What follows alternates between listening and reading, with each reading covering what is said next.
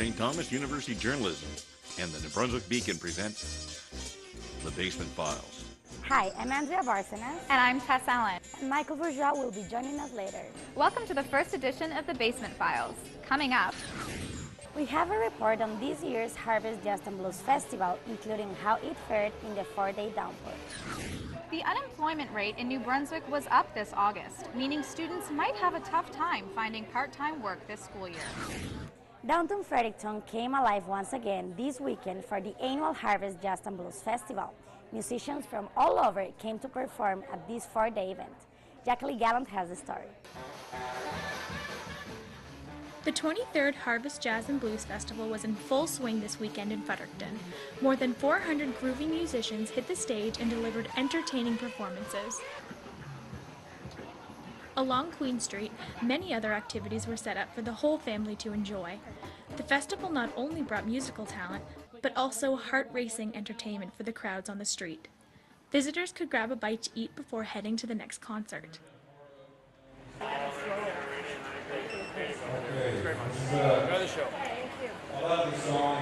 Libby Ray Watson and Doc McLean, blues musicians, traveled all the way from the south to perform at the festival. And we hadn't really had time to go in to listen to much of the music, but I know it's going to be great because I'm looking at the schedule and I'm seeing all these great names on here. So I'm looking forward to hearing all of it this weekend. The street entertainment continued into the night, but bigger crowds gathered in local pubs for other bands. The crowd enjoyed the musical talent of Owen Steele, a musician from PEI. Steele and his friend Mike Erb say this isn't their first time performing at Harvest. We actually played on the street years ago. 5 years ago. Oh, yeah, Mike was just learning. Ago. I mean, Owen was just learning how to drum. Yeah. And he couldn't drum at all. He sucked. Oh yeah, it was really bad. But we've come a long way. We've come a long way since then. Yep. Yeah. Overall, the festival was a big success, with activities catering to all ages and musicians performing in many different genres.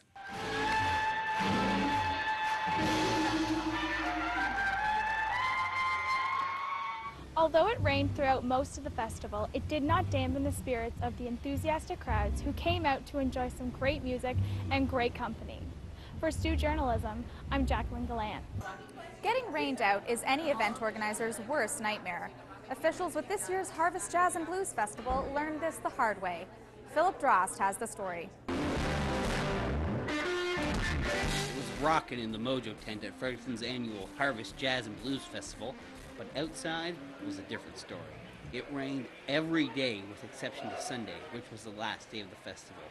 Thankfully, the only event that was canceled was Stu Jazz due to a severe thunderstorm. Everything else ran smoothly. Mike Fleming of the George Street Blues Project said that the rain did have a small effect on the festival.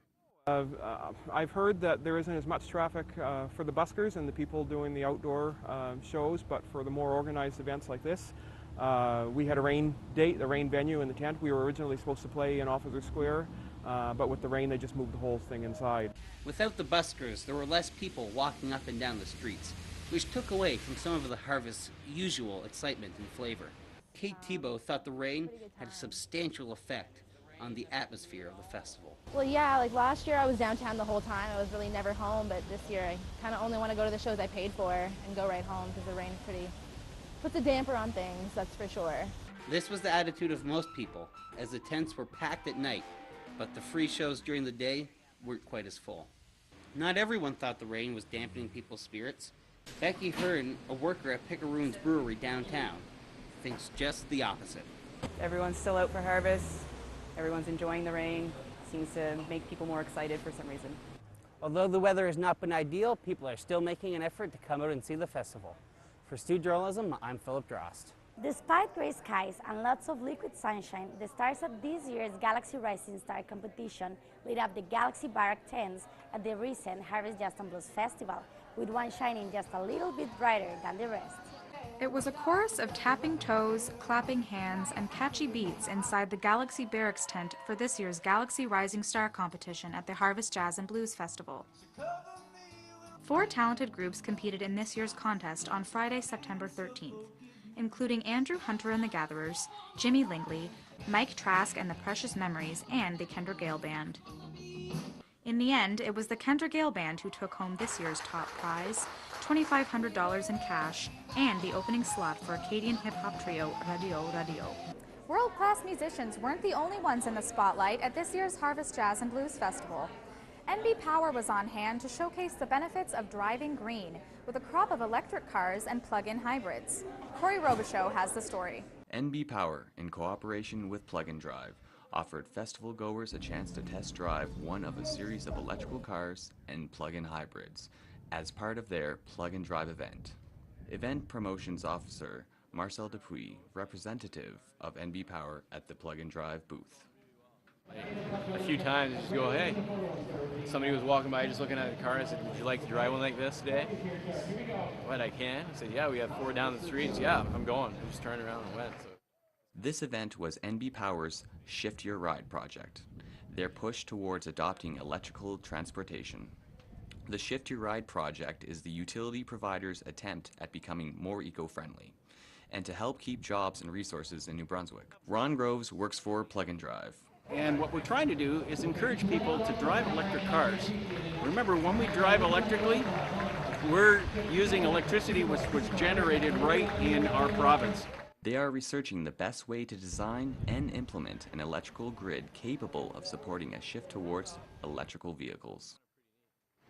There's a lot of interest because it's new technology, and people tend to like that.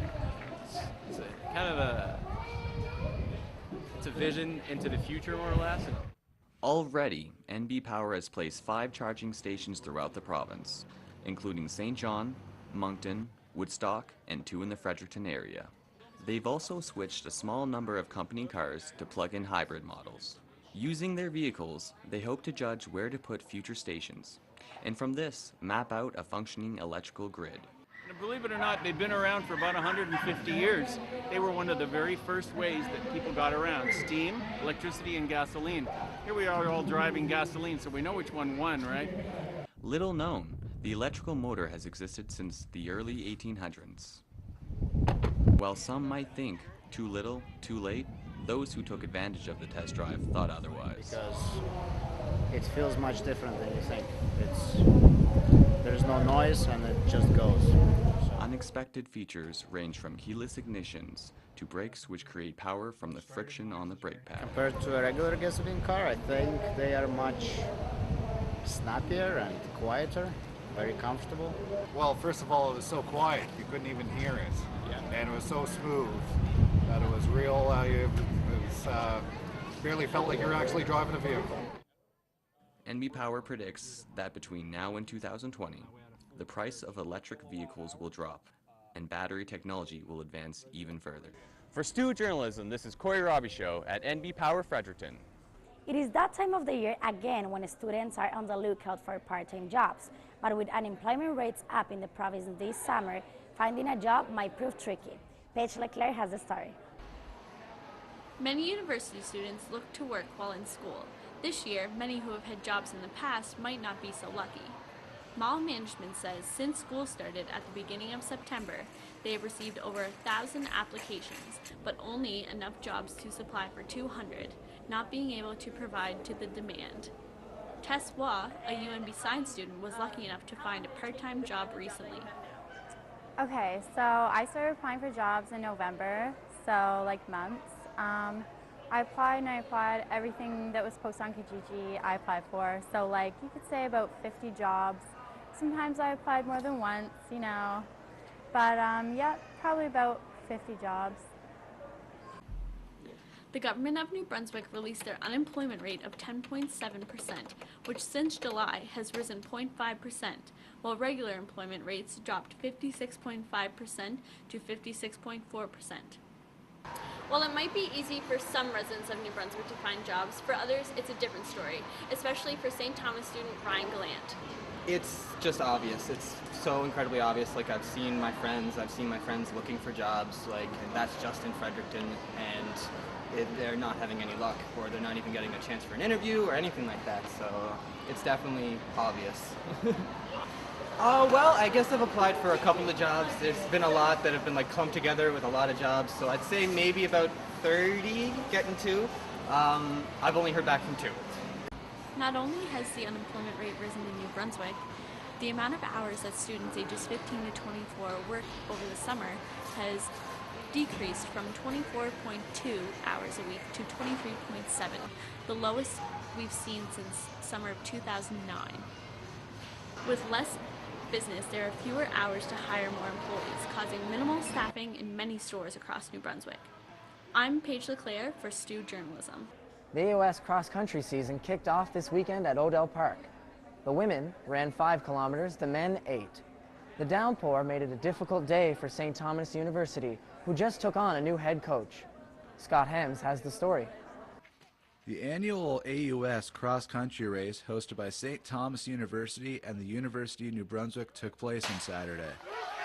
Runners from 6 different universities across Atlantic Canada gathered in Fredericton to race the hills of Odell Park. Conditions turned out to be a major factor as the recent amount of rain caused a muddy course to have several slippery slopes. The Stu women's team faced troubles as 2 of the 12 runners ran to the finish. Andrew Vale finished second for the St. Thomas team and said the whole team did well despite the conditions. Conditions definitely affect how you run. I think it was pretty muddy out there, and I think it definitely showed people slipping and sliding down the hills and stuff. But everyone got through it safe and sound, so it's good. The race also marks the beginning of an era as new coach Alex Coffin takes the reins after the incredible work of Scott Davis following his departure. Although the St. Thomas Tommies were unable to win, Coffin was impressed with the team atmosphere. It was great, yeah, no, especially the men's team having 12 runners today was fantastic. Despite the times, team chemistry continues to be the foundation of the cross-country team at St. Thomas. Seeing Jeremy finish for the men there, and everybody getting so excited about Jeremy Thibault finishing, that was probably the highlight, I would say. Coffin had his first chance as head coach to see what the Tommies were capable of this year against other schools as the team prepares for a meet in Halifax October 5th. They will then head to Moncton for the Atlantic Championships. Paul Nozica finished first for the Tommies and 17th overall with a time of 28 minutes and 52 seconds. The winner of the race was John Kudo of St. Mary's University, running 8 kilometers in 26 minutes. Despite the sloppy conditions and death hills of Odell Park, most racers were able to finish 8 kilometers in less than 33 minutes. For Stu Journalism, I'm Scott Hems. In 1980, Terry Fox started the Marathon of Hope to raise money for cancer research in Canada. 33 years later, his legacy still impacts Canadians from coast to coast. And this was no exception in Fredericton this weekend. Kevin Lemieux reports. 3, 2, 1, and go! The 33rd annual Terry Fox Run took place on Sunday, September 15th in Fredericton. People of all ages came out to support the cause. Teams and groups from across the city registered, each for their own reason. Rodrigo Flores, off-campus sports representative for St. Thomas University, explains why the run is so important to him. I'm here to carry on the hope and the dreams of Terry Fox. I'm here to carry on the message that we can beat cancer together, and that together there's strength in numbers, and that there's hope for those who are afflicted with cancer. People got pumped up for their 1, 5, or 10 kilometer walk, run, or cycle by doing Zumba. Brian Rossborough, chair of the Terry Fox Run for Fredericton, admires Terry's long-lasting legacy on Canadians. The most impressive thing to me is, even though the run was over, that happened 33 years ago, 80 to 85% of the participants weren't even born. And they show up for Terry Fox. Guest speakers shared experiences and knowledge with participants about cancer and the research currently being done. Since 1980, the Terry Fox Foundation has raised more than $600 million for cancer research in Canada. After all these years, Terry Fox's legacy still lives on, as shown by the runners in Fredericton. For Stu Journalism, I'm Kevin Lemieux. It was a very successful weekend for the St. Thomas University soccer program this weekend. The men walked away with a win and a tie. The women, 2 wins. Now back to Tess Allen on the news desk. Thanks, Michael. And in other news, when a gravely injured Pomeranian was brought into the Oromocto SPCA 5 years ago, the shelter was inspired to launch the Yelp for Help campaign. Today, the program has helped countless animals in the capital region. Ashley Egner reports. 5 years ago, the Yelp for Help program was dedicated in the memory of a dog named Ronald at the Oromocto SPCA. The manager, Tracy Marcatulio, has more information on how this unique charity was started. We had a seizure of Pomeranians through the New Brunswick SPCA. They were in really bad condition, and when the New Brunswick SPCA went to get the dogs, the owner of the dogs tried to kill them. And sadly, several of them he did succeed. Some of them he didn't, but Ronald was one of the dogs that he tried to kill and didn't succeed. He did hit him in the head with a hammer, and Ronald had a broken skull and couldn't stand, and he had a whole bunch of medical issues.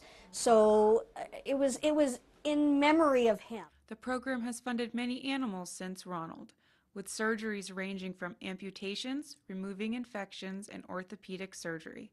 It has also helped in the funding of many dogs seized from puppy mills in northern New Brunswick. The newest patient at Oromocto's SPCA is a 9-week-old kitten named Austin, who was found at Base Gagetown with his mouth cut open by a riding lawnmower. Animals like Austin here are part of the SPCA's program Yelp for Help. It's an organization that helps raise money for medical treatment and foster care during their recovery so they can soon be adopted. Tony Reed is a volunteer at the Oromocto SPCA and helps with the recovery of the animals. You can donate to Yelp for Help through the Canada Helps website, which is a secure website. You just have to make sure that you make sure that it's for Yelp for Help, or you can find it through the Oromocto and Area SPCA website, or you can come into the shelter. This is Austin, and this has been Ashley Egner, reporting for St. Thomas Journalism. A local beer producer has gotten lucky. Fredericton's Pickeroons has welcomed a Fredericton crafter to produce and sell out their shop. Conrad Palmer has the story. Crafting beer is more popular than ever. Stephen Dixon has picked out the perfect time to go commercial with his recipes. He is the owner of Grim Ross Brewing Company, and he loves every minute of it. I really enjoy all of it. I think that for me though, maybe the designing the recipes, coming up with the ideas for the recipes, and seeing how they're going to turn out. Seeing if the beer that I design in my mind's eye and how I envision it tasting and looking and feeling on the palate, if after what I've done to create that beer, if it turns out that that's the whole process is exciting to me, but the design process and seeing the outcome is really exciting. Dixon has been brewing 20 years on the side of his full-time job. He started because he never found a flavor that he liked. He stumbled on the Belgian-style ales, and now has 5 different kinds himself. And this is a Belgian rye IPA, and it's coming along just nicely. Dixon was given the opportunity to brew out of Pickeroons' Brewtique.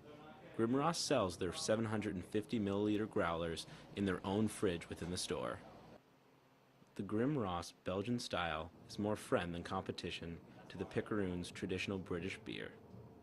All this crafting might sound easy, but Fredericton resident Chris Brooks respects the art. It's tough. You have to put a lot of effort into it. It's a science. You got to know what you're doing. You got to know what your beer is doing, what stage it's at. So it's a lot of work, but it can definitely be done. And it takes a lot of motivation. Although Grim Ross is not available in liquor stores or restaurants, it is in Dixon's plans for the future. Seems like there's endless possibilities for this Fredericton craftsman. I'm Conrad Palmer. Cheers. Thank you for joining us on this edition of the Basement Files. Until next time in 2 weeks, stay updated on nbbcon.ca. For Stu Journalism, I'm Andrea Barcenas. I'm Tess Allen. And I'm Michael Bourgeois. See you next time.